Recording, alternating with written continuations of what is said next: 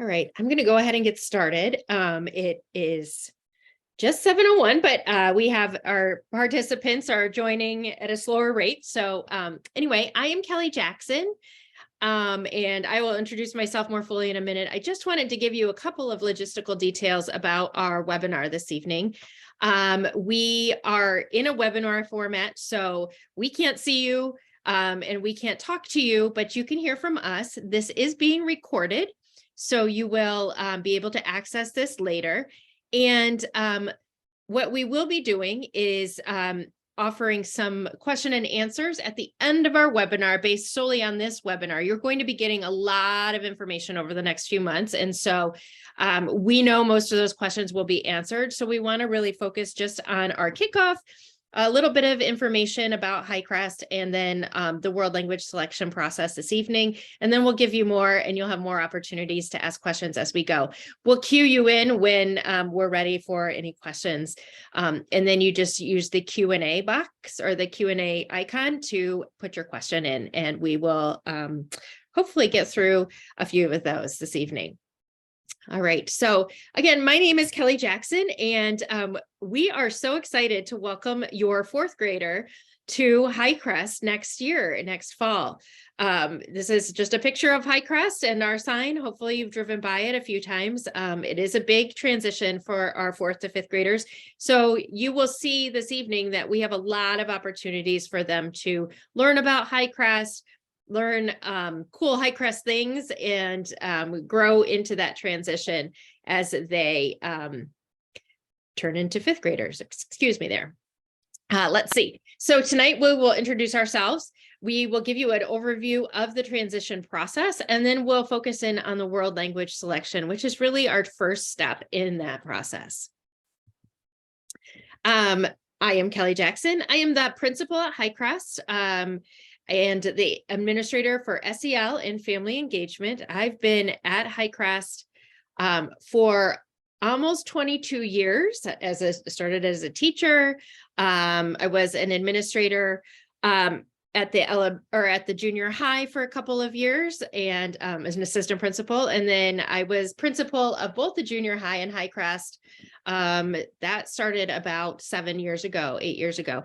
And so now my role has transitioned. I'm only at Highcrest as far as billings go. And then I do work for the district with SEL, social emotional learning, and family engagement. We'll talk a little bit about how that looks at Highcrest in a minute. My main focus at Highcrest is collaboration with 5th and 6th grade teams, as well as all of our creative arts, world language, and PE teams. I do school level things, so the planning, improvement, communication. You'll get emails from me every Friday, like you do for your elementary principals. I go to PTO meetings and collaborate with our PTO, make sure we have lots of fun events for our kids to participate in. And then I also coordinate across our 5-8 campus, meet regularly with Kate Dominique, the principal at the junior high, as well as we meet as a 5-8 team on a regular basis. I also go to district level meetings to work as a district level liaison for the 2 buildings, and then also in my role for SEL. Linda, I'm going to turn it over to you now. All right. Hi, everybody. My name is Linda Morich, and I am the 5th grade level administrator here at Highcrest. And the 5-8 level, we have a grade level administrator for each of the different grade levels. And I am in charge of 5th grade. So anything and everything that has to do with 5th grade will come across my desk. So if you have any questions during this entire transition process or throughout the course of 5th grade, I am your go-to person for you and for your student. So I handle everything with the transition, placement, scheduling, anything that happens within 5th grade. I work with the 5th grade teachers on their department meetings for ALA, for math and science. And then of course, I work with any problem solving that needs to happen within 5th grade. Below me on this slide is Susie Carlson. She is the 6th grade administrator. You will work with her, and your students will work with her when they become 6th graders here at Highcrest, but she is also available at any time for students, for any student within the building, as am I and Kelly. And so your students may meet her or encounter her and work with her also over the course of the next year. Linda is your go-to girl with all of your questions. I often get questions from families, and I pass them right off to Linda. So she will be your main contact for all of your questions through this process.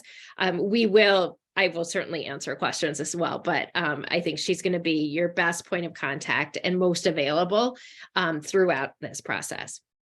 We wanted to share just a few quick tips about or facts about Highcrest. We get a lot of questions about these. And so leading up to that, we wanted to just give these to you so you have this information on hand. We start at 8:50 in the morning. So students are expected to be in homeroom at 8:50. Our doors, it says 8:45. We changed that this year. Our doors open at 8:40 in the morning. Supervision starts at about 8:20. Especially on cold days like we've been having recently, if you drop your child off early in the morning, they're going to be outside for a long time and without supervision. If we do bring them in on inclement weather days, that does not happen until 8:20 in the morning. So when our supervisors are available. So mark those times as you get ready for the school year next year. We advise leaving about 10 minutes before that so you can fight your way through the car line, which is another fun challenge at Highcrest. We end at 3:35 p.m. Every day. We have some after school activities. So we do have a late bus. It stops at the junior high and then it picks up kids at Highcrest and takes them within a couple blocks of their home. So I think it actually goes really close to the elementary schools.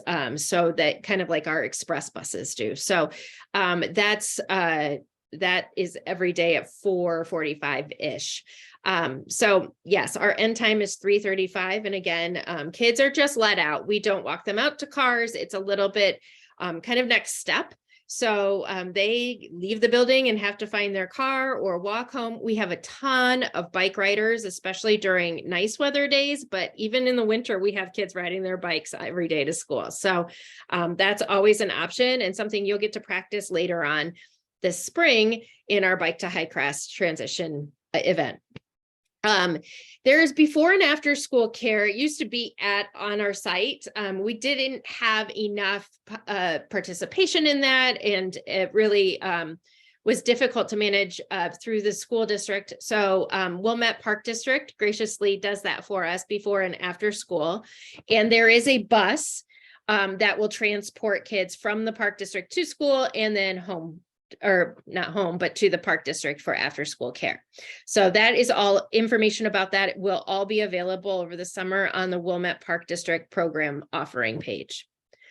Back to our schedule a little bit. Once your child is in the door, they have about a 10-minute or an 18-minute, homeroom period. And then they start their main classes. There's 8 classes a day. It's 9 periods of class, but 8 classes. There's 2 main core teachers. So they will do ELA, so reading and writing. Those are kind of 2 classes that you would count. And then math is the other core teacher. And that math teacher also teaches science. And then whoever your child's homeroom teacher is will be their social studies teacher. So those are 5 of those core classes. Then we have a rotation of creative arts offerings. We have world language classes, or some students will take an academic strategies class, depending on their programming needs. And then we have PE. PE has 1 rotation in it for fitness and team building for our 5th graders, which is kind of there's a health kind of component, but then the team building and sportsmanship and a lot of social emotional skill building happens during that period. All of our classes are 40 minutes, and then your child will have a 40-minute lunch. Lunch is divided between lunch and recess, 20 minutes eating and 20 minutes outside on most days for a recess. Band, orchestra, and choir take place before school.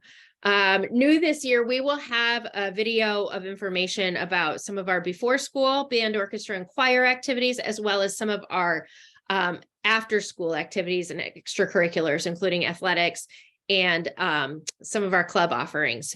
So that will be in a video that you'll get access to a little bit later this spring. We don't want to overwhelm everybody with information tonight, but just know that those things are available and information is coming about those things. We do have three things that we join with Wilmette Junior High as far as athletics go. They are non-cut sports, and fifth graders can participate. They don't do all the meets, but they can participate, especially in practices for cross country, wrestling, and track and field. And our advice is, even if your child is not a runner, it's such a great thing to join, because it's really about the learning new faces, getting to know kids, finding a common interest, spending some time outdoors, away from screens, and just having some fun doing it. They play a lot of games and really integrate fun into their fitness and running activities. In sixth grade or fifth grade, excuse me, there are about 400 students. It's slightly lower than that. I think about 380. And they are spread across 16 homerooms. So it's a lot of homerooms in our school. Each homeroom has about 20 to 25 kids in it. So they're nice sizes for that purpose. All right, as you can see in this slide, there are several activities that we have planned for your incoming fifth grade Hawk, and you will be receiving information about all of these activities throughout the course of the spring and through the summer. This graphic with all of these dates will be made available to you. I will email it to you. It will always be available on our fifth grade website, and you will receive all of those links tomorrow. So just to kind of walk you through some of our countdown activities, we have tonight's kickoff webinar, which will walk you through the process of just giving you some transition information. And then most importantly for tonight, our world language selection. The survey for world language selections will open tomorrow late afternoon. Again, you will receive that email from me tomorrow with all of that information. And the survey will remain open for approximately 2 weeks. If for some reason you missed that deadline, you will receive an email from me asking you to please go ahead and complete that survey. And we'll walk you through that survey later on in this webinar. We will have another webinar in April talking about our house and team structure, and we'll walk through the input form, the parent input form that will get emailed to you after spring break in early April. And then that form is due by the end of April. We'll have another webinar about the schedule so that you understand in depth how our schedule works. I know Mrs. Jackson kind of went over that quickly, but we're going to actually go through the individual schedule so you have a good understanding of what your student does during the day and how they're going to transition from between classes. We will also have recorded videos available to you, and we encourage you to look at those. They will walk you through creative arts, all 6 of our rotations. It'll walk you through our social emotional learning, how we handle that here at Highcrest, what lunch looks like technology, extracurriculars, band, orchestra, choir, and more. So watch for those. Those will be available to you in May. We are also offering playground hangouts. So we tried those for the first time last year, and they were a really big success. And so it's a good opportunity for your student to maybe just meet and see other students from the other buildings. And more importantly, for you and your child to walk through Highcrest and get a tour of the building. So there are 2 dates in June. We are having construction done over the summer. And so some of our summer dates aren't going to work quite so well, but we do have some dates here that we will be mailing out to you or emailing to you, so you know when those hangouts are. They are completely optional. We'll have 2 in the spring and then 1 in August. They're optional. Come to 1, come to 2, come to all 3. It's up to you. We're just happy to have you to walk you through the building and answer questions. And then our orientation will be a half an hour, and it will be on August 22nd. So that is the date. You can mark your calendars at 8:45 in the morning. It will be a half an hour. We will be emailing you more information about that as that date approaches. But for now, at least you have the date and the times. I'm so glad that Linda highlighted the videos. These give you a lot of detail, and we highly encourage you to watch these videos with your child. We get a lot of kid questions about what does lunch look like, or what does my technology look like, or what does band, orchestra, and choir look like? And these are a way that we can engage the 2 of you in learning, or the 3 or however many of you in learning about Highcrest, but also answer some of those questions that your child has. Same thing with these webinars I mentioned at the beginning. This one's being recorded. All of them are being recorded. So if your students are just curious about what we even look like. You can share this with them and watch it together. It's like in place of Sunday night movie night at your house.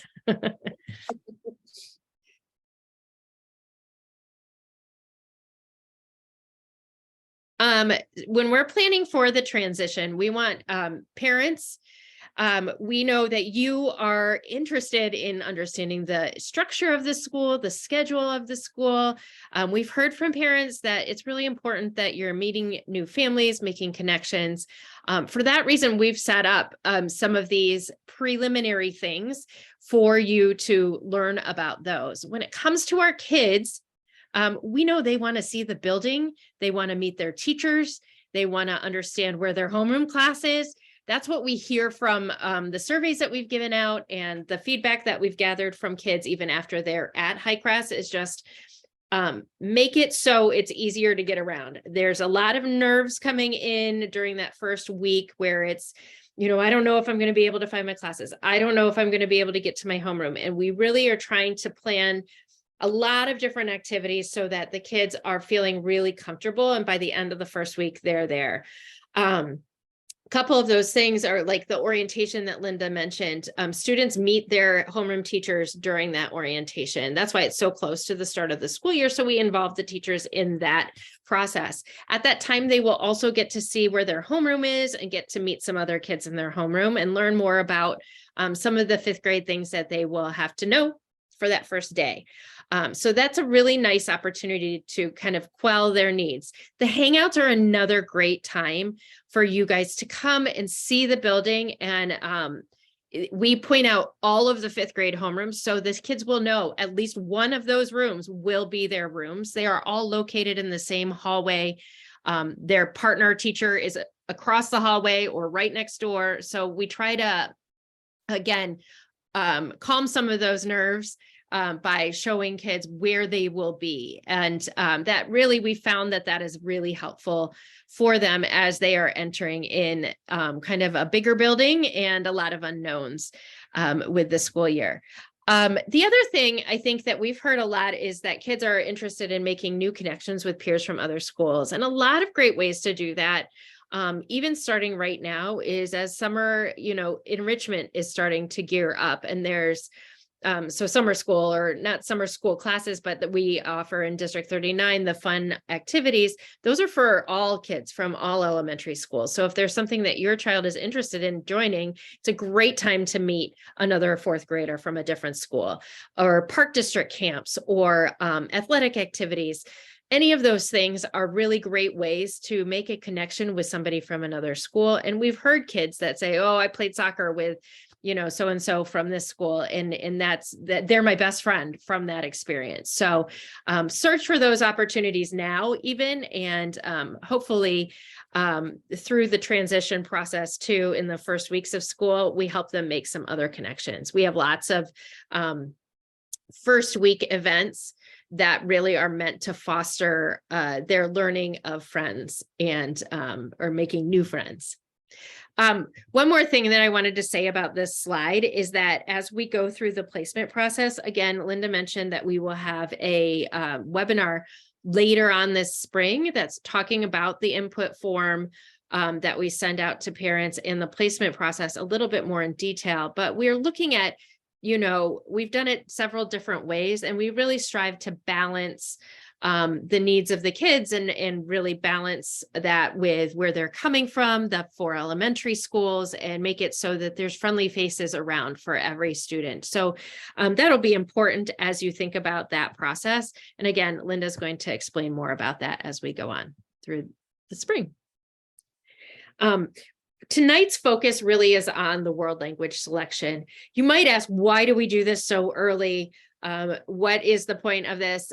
Because part of it is an introduction to Highcrest. Another part of it is we have 5 languages to choose from. And so it helps us schedule, it helps us plan ahead for, especially, we have some that are smaller languages like German and Mandarin. And so those can only be at certain times in the day. And so we want to help kids get to where they want to go and honor their choices as much as possible.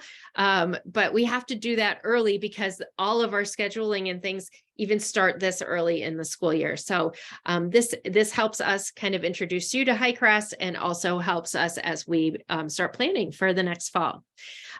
We do have 5 languages. So French, German, Latin, and Mandarin start fresh in 5th grade. So that's beginning. You can think of your language experience. It's learning colors, and it's learning numbers, and it's learning the alphabet in those languages, and just initial usage of the language. And then that grows over the 4 years that they are in it. The Spanish program is meant to continue on from the elementary Spanish program. So your children, having learned Spanish, have a wide base of vocabulary knowledge. They're used to hearing the language. They're used to speaking the language in different settings. And so we build upon that as we go through the Spanish program. So it's a little bit more advanced than just the beginning 4 languages. And if that's a language that interests your child, then you can go for that. If your child wants to start something new, then you have a few options there. Each language is planned for 4 years of study. So the language that you pick now is the language your child will be in from 5th grade, 6th grade, 7th grade, and 8th grade through the middle school and junior high.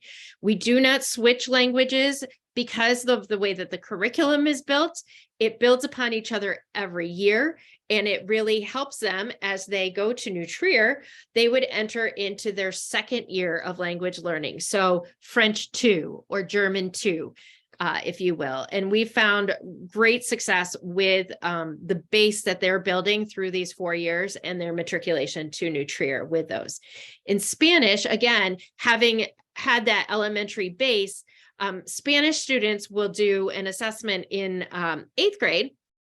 And that, combined with other teacher feedback and grades and things, helps determine whether they'll go into Spanish 2, which is still kind of a higher level than it's still taking them along that learning journey, or 3rd year Spanish at New Trier. And we've had up to 50% of our kids go into that 3rd year. So they're kind of one ahead of the game with that as well.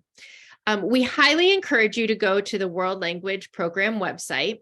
And I'm just going to show you a little snippet of what that looks like. At Highcrest, under students, right here at this tab, if you go to the Highcrest website, you'll see language program under programs, and that will take you to the Wilmette World Languages website. On that website, you'll see some information, kind of what I've just explained to you, and then you'll see a video. This features all 5 of our languages, little snippets from some students, and a little bit more background to help you and your child kind of determine, is this the right fit for me? Or maybe even think about, okay, my first choice is French, but my second choice is German. And so we do ask you to rank choices, and Linda will show you that in a minute. But that is really important to help you make that decision. So check out that video, watch it again together, and really that will hopefully help you along this journey. And I Linda, also want to turning it over to you. Yeah, and I also want to add that it is not uncommon for some students to say, hey, I took 4 years of French, between 5th and 8th grade. I want to switch to a different language when I get to New Trier. So that is also something that does happen. So just know that that's not an uncommon thing either. And so if there are 2 choices that might be equally, interesting to your student, and they are able to take one of those choices here in Wilmette, perhaps they want to try a different one when they get to New Trier. So just know that that's also, an option. Yeah, New Trier has like 10 different language options. So our timeline for language selection will look like this. So tomorrow, late in the afternoon, you are going to receive communication from me about the entire selection process. I will give you a link to the survey, which I will walk you through in a minute. You'll have a link to that language website in case you, so it's just there in your inbox for you. And I will walk you through how to do the survey. So you'll take that survey. Again, I'll walk you through it. And again, I will try very hard to give, as many first choices as I can. It's just not always going to be possible. Sometimes there are selections that will fill, or because of some scheduling, sometimes things need to shift. So just know that that's why we really need those 3 options. And sections on the survey will also kind of walk you through, giving me some extra information about maybe why you're choosing a particular language. Sometimes that's helpful. When you receive the email from me later tomorrow afternoon, it will include your child's like an ID number, and it will have their name on it. And you are going to need that information for this survey. So again, keeping in mind that this is a selection that will remain in place for 4 years. I need three of your top choices. So as we go through, you're going to enter your email. You're going to enter the student ID, which was included on the email I will send you, your student's name and your name. Please watch for those fields. Sometimes I see parent names and student names, and so it's just helpful to make sure they're in the right spot. Let me know what elementary school your child attends for right now, and whether they're out of district, whether or not your child has an IEP. You'll know if they have one, and if you're not sure, just go ahead and mark that you're not sure. In the letter, I will let you know if your child has an IEP and you and your educational team have already decided your student's going to take academic strategies, you do not need to fill out this survey. If your child has an IEP, but you haven't met to talk with the team about what programming will look like next year, go ahead and fill out the survey just in case, so that I have the information should your child decide, or should your team decide that your student is going to go ahead and take a world language and not academic strategies. So if you already know they're going to be in academic strategies, you don't need to fill out the form. Or if you know that they're going to take a world language, then go ahead and fill out the form. If you're not sure, just fill out the form and I'll sort through it. Okay. And then I have a spot for a first, second, or third choice. Each choice must be different than the one before. That gives us some flexibility and some options with the programming. There's also a spot for, hey, let me know if there's another language spoken in your home. And if you do have another language, let me know what that is. And if there's any additional input regarding your selections that you think would be helpful to me before I make some assignments, please include that here, so that can, help me just as I go through the process. Because again, I do have to place almost 400 students in classes. And so it's just helpful if you have extra information for me that you think I should know, please feel free to add it to the form. Okay. And again, you will receive this information from me late tomorrow afternoon. It will include all the links that you need and all of the information that you need to go ahead and complete the survey. If you still have questions, please just send me an email and I'm happy to answer any of questions that you have. Okay. Right. So we've come to the point in our program that you have the opportunity. And again, please limit your questions just to this evening's presentation. We will be sharing, as Linda showed on the countdown, a lot of information, and we will get into a lot more detail as we go throughout the spring. And then there's also opportunities to reach out to Linda or myself via email. And you can ask us questions that way as well. And Linda will be sending the email tomorrow. You'll have her information. I believe mine is also on there, but we can also be found on the website. My name's Kelly Jackson, so it's easy. It's just Jackson K at wilmette39.org. And Linda is Morich L at wilmette39.org. So we're pretty easy to put in there. Do see we have a couple of questions. So is the orientation for parents and students, and how long is it? So planning ahead, it is about a half hour from 8:45 to 9:15 in the morning. And it's just for students. We have students come in, they go to their homeroom teachers, and their homeroom teachers will take them through some activities, including getting their lockers and dropping off school supplies and those good things. Parents are invited to hang out on the playground area. And we will probably have the PTO there to sell some spiritware and maybe some other things like a PTO kind of fair kinds of things.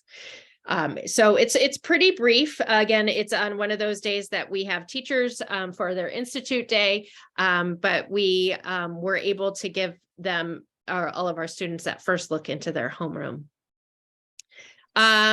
Another question, how many classes of each language are offered? That's really dependent on the language and how many students choose it. If I have, if I have, I'm just going to say 75 students choosing German, that's very hard to offer. We will try our best. That would be about 3 classes of German. We try to cap our classes at 25-ish for 5th grade, especially. And we want to make sure that our teachers who are shared, so German's shared with the junior high and Mandarin is also shared with the junior high, that they have the opportunity to go between buildings and do their full schedule. We have 1 French teacher, and so she generally teaches 3 sections of 5th grade and 3 sections of 6th grade. Same thing for Latin. For Spanish, we have multiple teachers. We have 3 teachers, so we have some flexibility with Spanish. It's either 2 or 3 per teacher, 5th grade, and 2 or 3 per teacher for 6th grade. So a full class load is about 6 classes, 3 of each. What is the first day of school for all kids at Highcrest? I believe it is, I think the 23rd of August. yes, I'm going to check my calendar. Linda, do you have the questions too? Yep, I can keep moving on with questions. That's no right. problem. The next question was, what is student problem solving? Because I did have that underneath my my picture and my name on that one slide. Student problem solving involves working with teachers to look at if we have a student who is perhaps struggling academically in a class. Maybe there's a student that needs some extra assistance socially. It could also involve trying to connect students with each other, maybe, just helping them maybe find some friends. It could be any number of things. So, but working with students either individually or in small groups and working directly with teachers to help students be successful here at Highcrest, that's what falls under my job description, I guess you could say. I just checked, and the first day is the 23rd. That's our half day. It's an early release day. So the first full day is the 24th of August. The district just approved their calendar at the last board meeting. So that is posted on the District 39 website for the 23-24 school year. So you have all that information there. Okay. The next question is, how many minutes do students have to walk to their next class, time for stopping at a locker, using bathroom, etc.? So we have 3 minutes between class. It doesn't seem like a lot, but kids are generally able to do that. We are not super strict with the bells. Teachers aren't standing at the door handing out tardy slips to kids. We're pretty flexible, especially as we start the year. If we have kids that are continually in the halls between classes or getting late to class, then that's when we will address that issue. And also the nice thing about 5th grade is that their classrooms are right next to each other. So for all of their core classes, they either have to go across the hall or next door. And they have an English language arts block. And so sometimes they won't even leave their classroom during the bell changing period, and their teacher will give them a different break at that time. Our teachers are also flexible with using the bathroom. They all have their own procedures. If a student doesn't have time to get to their locker and get their things and get to class, they usually can go to class and say, hey, can I go to the bathroom at the start of class? And the teacher will let them do that. So we really try to be as flexible as possible. We know our kids have a limited amount of time to do that, and we want to make sure that they aren't stressing out over getting to class on time. And then when I talk to students at the beginning of the year, will they be late for classes within the first few days? Absolutely. Do all of our teachers know this? Yes, they do. And the 5th grade teachers walk students to their creative arts classes, to their PE, to their world language classes, and we do work with them. So yes, they will be late for that first week, but then they figure out where they need to go and they're kind of off and going on their own independently. The next one is, what does lunch look like? And we will have a full video about lunch and lunch procedures.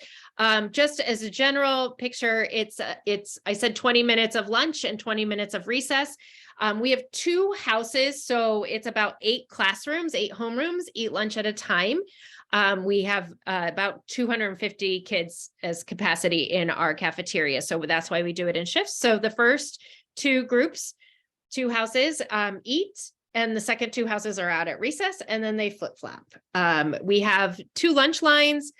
Kids can buy lunch, a regular hot lunch that's on the menu. We also have a la carte line, which has things like bagels or small salads, yogurts, string cheeses, things like that. So they will learn a lot about lunch in those first few days, and we'll take them through it. But it's kind of your typical middle school cafeteria, if you will. We also have parent volunteers. We have a school store at lunch, lots of things for you to get involved in as you head to Highcrest. Is there any chance that the kids do not get their first choice for world language? What if they only want one world language? Yes, there is a chance based on staffing needs, based on scheduling needs. We do almost every year move kids from have kids in their second choice. And so it's a part of, we have a limited number of spots in our schedule to put kids in. And if we have too many requesting one language, then we have to usually move to that second choice based on what our staffing and scheduling allows. Like I said, Spanish is a little bit more flexible, but some of our shared teachers we're not as flexible with because it's certain points of the day, and it's pretty difficult to manage overloads once we get too big. So that is that. So be sure to put down a second choice, at the very least, a second choice. It'll force you to choose a third language too. But we recommend that those are all 3 different languages. We try to only limit it to second choices. I don't think we've gone to third choices in the past. So, yeah. And it's limited and really based on whatever language it is. Somebody asked about IEP and academic strategy. An IEP is just a plan for students who have special education needs. And academic strategies is like a resource class for some students that need that type of class for support in getting their goals met throughout the year. So if your child doesn't have one, you would know if they do. So that's just what we do for some kids. Can you share some examples of student clubs? Sure. And again, we'll have another video that really details a lot of our student clubs. We've expanded a lot of our club offerings this year. So we have things from Rubik's Cube Club to Pet Club to some service-oriented clubs coming up. We have our No Place for Hate Club, which is really against bullying and teasing. We have crafts club, arts and crafts club, some coding clubs, lots of different opportunities for kids to get involved. We also have PTO run clubs. We have chess club, debate club, high five choir, which is pairs, typically developing peers with peers that have more comprehensive needs, and they sing and dance, and they just had a show last week. It was amazing. And then we have athletics that go along also as extracurriculars. So we will detail a lot more of that as we get closer to spring. Don't forget Dungeons and Dragons. Oh, D&D, yes, very popular clubs, yes. Lego club too, very popular. What do kids say they love most about their 5th grade experience? Linda, do you want to take this one? Yeah, they love coming to see me. I think that one of the things that they love most, they think lunch is actually pretty cool, just because the options and what they have, kind of expand a little bit here. We do have one of the best cooks that in the entire district. She works here. Kids love her food. And I think it's also just a break time for them where they can just kind of relax and have fun and just be able to just kind of chill out basically for 40 minutes. I think they also enjoy really meeting new people. Again, remembering that their social world is going to kind of quadruple within that first day. And then on top of that, they're going to be meeting some 6th graders too, who happen to be in the building. So I think that kind of expanding their world is really an exciting time for them, and just meeting new people and just kind of exploring new interests. I think that's a really popular part of 5th grade with this transition. Great. So thinking about orientation, again, this will all be on, all this important dates will be on that countdown that Linda will be emailing to you tomorrow. But orientation will be on the 22nd of August. So it's that morning. Is language placement done on a first come, first serve basis, or will you wait until the deadline to place students? It's not done first come, first serve. We wait until after the 17th to start our initial placement. And then if people have forgotten, we do follow up with them. Usually after that date is when it is more limited in what's offered. So, or what's still available. So make sure that you get it in by the 17th. What does differentiation look like? It looks kind of like it does at the elementary school, a little bit different though. We do have one differentiation support teacher for 5th grade, and we have also a math specialist at 5th grade, and they really team with the teachers. They co-plan, sometimes they co-teach, sometimes they pull small groups. It really depends on the unit of study and what the student needs are. We really try to meet each student where they are and take them further. Our teachers also know a lot of different differentiation techniques to small group and work on different things, lots of tiered assignments that way. So differentiation takes place in every single classroom across every single content area for sure. Parents will have a chance to tour the school during those hangouts. That was another question. And so come to the hangouts and parents are allowed in at that point in time. Are some languages more competitive to get, more requests and spots to help manage kids' expectations?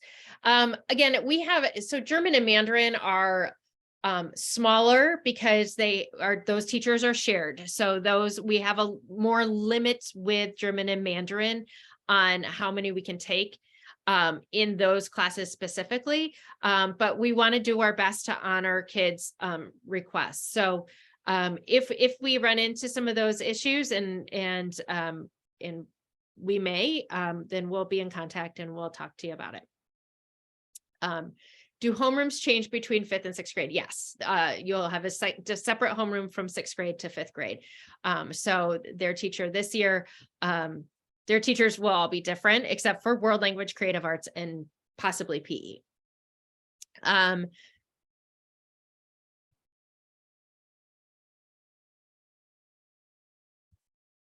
Let's see, I'm just looking through some of these. Some of these are more specific questions. If you have more specific questions, that's a better question just to send to Linda, more moricl@wilmette39.org, and she'll be able to connect with you and answer some of those specific questions.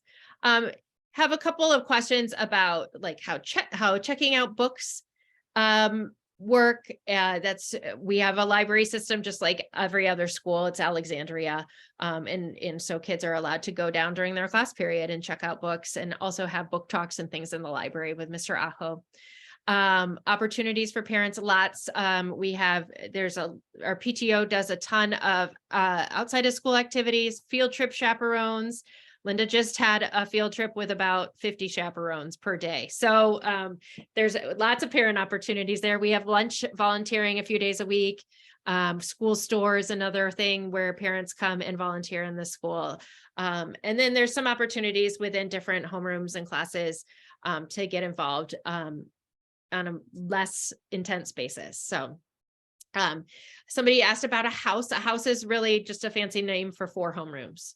And we'll explain that all in detail in our scheduling. It's our scheduling webinar, right? Mm-hmm. Yeah. And we have 4 houses in 5th grade and 4 houses in 6th grade. So 4 times 4 is 16. That's how you get 16 homerooms. Is simplified or traditional version of Chinese taught, or both? This is a good question for Shu Lao Shi, but I believe there's both in there. I do know that they start out with the pinyin, and then they start to do character implementation, like learning characters as they go on. It's probably closer to second half of 5th grade, and then they get into 6th grade.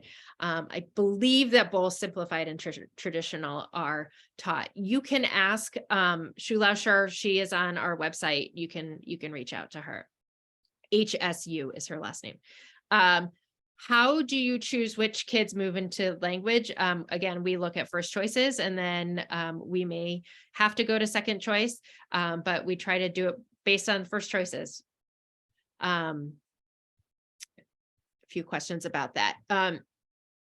do kids keep their school iPads from the elementary? No, we get new iPads in 5th grade, and then they keep those from 5th, 6th, 7th, and 8th grade. They do usually leave them over the summer and we update them, and then they get them back the next year in homeroom, but it's the same iPad for those 4 years.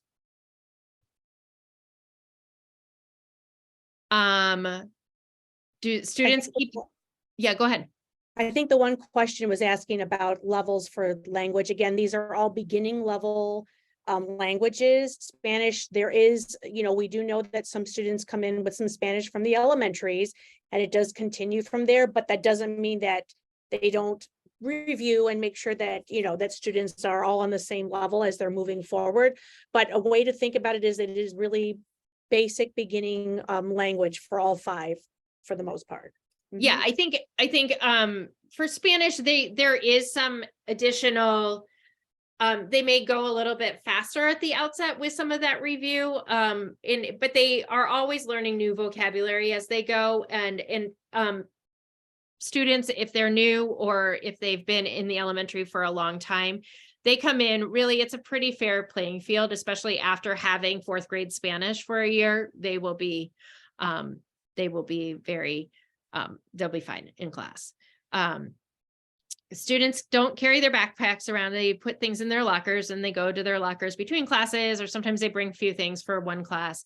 When will we know the teachers? You'll learn your teachers when schedules are mailed. It's usually about the week before school starts. So thinking about maybe that week of the 15th, 18th, whatever that is. And then is there, yeah, go ahead. I was going to say, you'll get my email address tomorrow when I email you.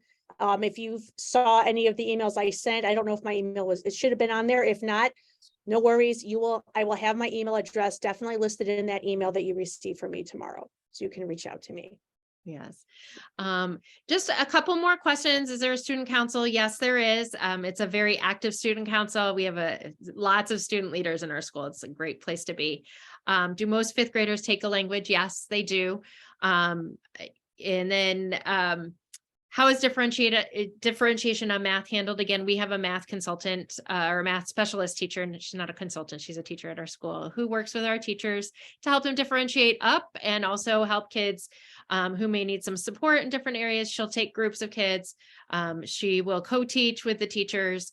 Our teachers are very skilled also in differentiating the math curriculum. So it's kind of all over the place, and every day, every hour of every day.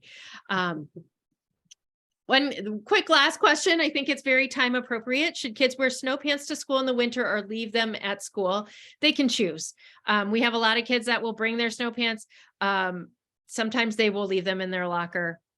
It's up to you guys whether you want to have another pair for home to play in the snow or not. We do give time for kids to get dressed and get their boots on and everything before they go out for recess and lunch. So I love that question. Thank you so much for joining us this evening. Again, we will be sending a ton of information your way. This is just the first snippet of it. Linda's email, moricl@wilmette39.org. You will get an email from her tomorrow. Yep. So then you just need to reply to that email if you have further questions, and she will be there to answer them.